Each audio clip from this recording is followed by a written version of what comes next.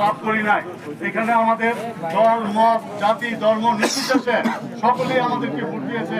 মঞ্জুর ভাইকে ভালোবেসে সবাই কিন্তু বিএনপিকে ভালোবেসে ভোট দেয় নাই, কারণ যে বিএনপি করে না তার বিএনপির প্রতি দরদ থাকার কথা না। কিন্তু ব্যক্তি হিসেবে এবং আমরা এই অঞ্চলে বিগত 54 বছর আমরা কোনো এমপি পাই নাই। আমাদের মনের ভিতরে একটা ইয়ে ছিল যে আমরা যে করে হোক আমাদের এই সুযোগকে হাতছাড়া করব না।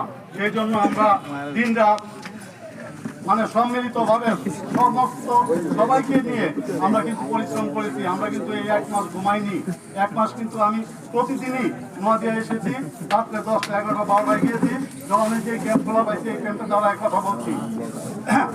আমরা কিন্তু এখানে যারা আমাদের দল করে না ভিন্ন মত করে তাদের সাথে আমরা মত বিনিময় করছি, তাদের সহযোগিতা চেয়েছি। তারা আমাদেরকে আশ্বস্ত করেছেন, কতটুকু পেরেছেন কতটুকু পারে নাই সেটা আমরা বলবো না। যেহেতু তারা আমাদেরকে আশ্বস্ত করেছে আমি ধরে নিব যে তারা আমাদের জন্য করেছে।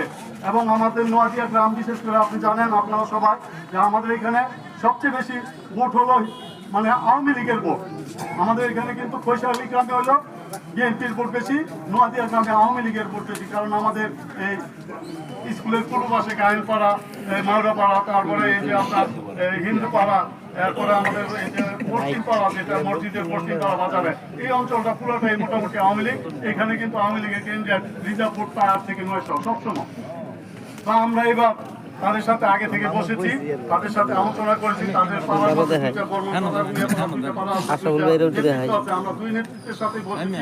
বসার পর তারা আমাদেরকে আশ্বস্ত করেছে যে এই সবসময় তো আপনারা আমাদের কেন্দ্রের ইয়া দেন, মানে আপনাদের